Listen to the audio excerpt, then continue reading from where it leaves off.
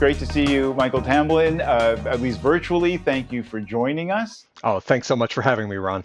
Right now I live in BC, but I was a longtime reporter in Toronto. I remember when you launched Kobo way back a couple of decades ago. I may have been one of your first customers. I remember the Kobo reader with the big blue button on it. Um, I love the magic of those e-readers. What do you think it is that clicked with them? I think the idea of having a device, a tool, an experience that was just focused on reading and nothing else. It's kind of like other categories of media that if you really love a particular experience, you tend to invest into it. So if you love sports, you're going to buy a giant 4K television that fills up your entire living room wall. And if you love music, you're going to ditch the free headphones that came with your phone and you're going to buy like $400 headphones that, cover either side of your face. Rakuten Kobo is such a success story. Largest ebook retailer in Canada, one of the largest in the world. What have you learned about your customers? In the beginning, we were so new to running to a consumer business like this that we had all kinds of preconceptions about who our customers would be. We thought maybe they would be like us, maybe they're young technology early adopters, they're people who gravitate towards the kind of the new, the new thing. And it took us a few years to realize that that wasn't the kind of customer that we had at all. Instead, we were getting customers who were very much like the kinds of customers you would find if you walked into a bookstore or a library. They tended to be a little older. They tended to be in their 40s and 50s rather than their 20s and 30s. And they were predominantly women.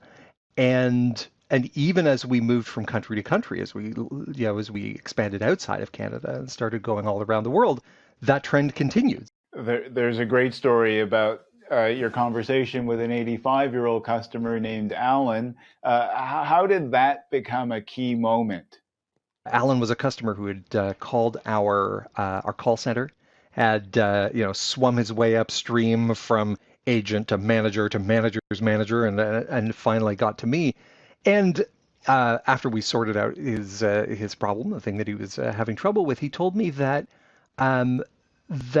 ebooks and particularly e-readers were the thing that had brought reading back to him, that he had lost the ability to read due to macular degeneration about 10 years before, so he'd stopped reading at about 75. His 65-year-old son had bought him an e-reader, and with the e-reader, he could make the type large enough that he could start to read again.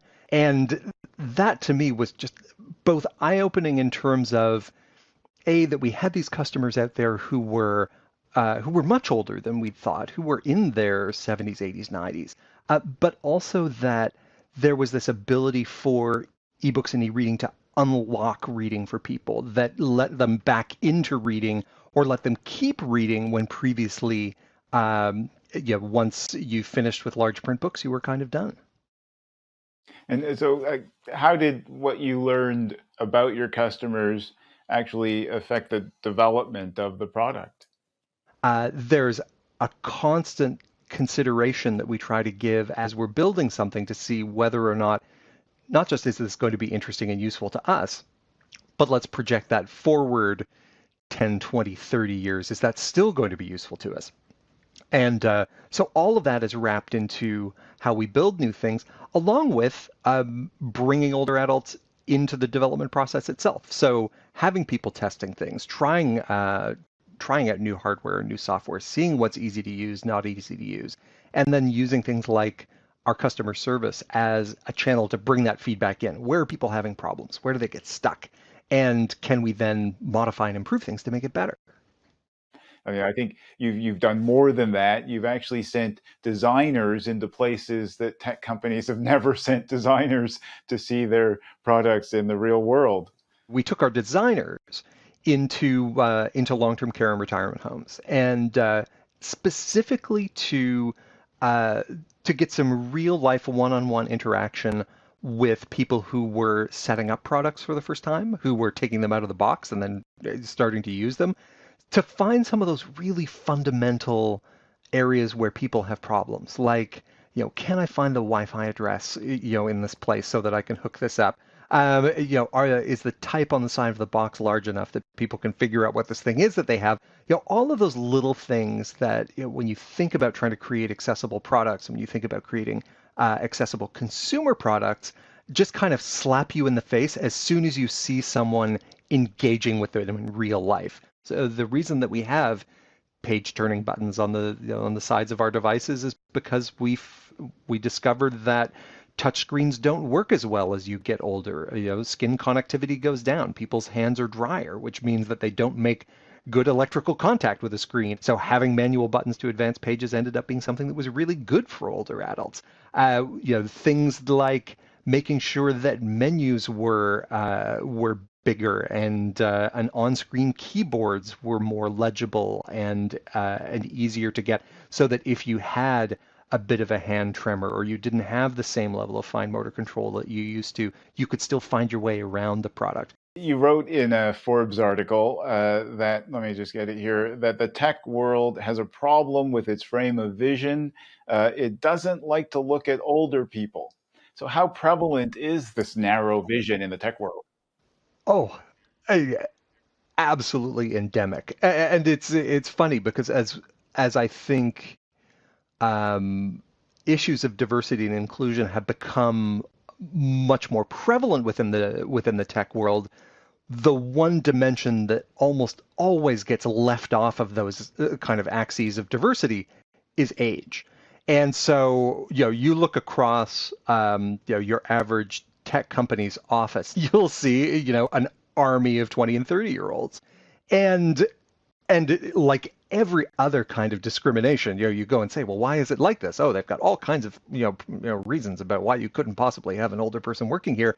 And yet, certainly what we're seeing is that the more that we can have people involved um, in product development, whether as a customer who we're bringing in and engaging with, or as a part of the process themselves, things just get better.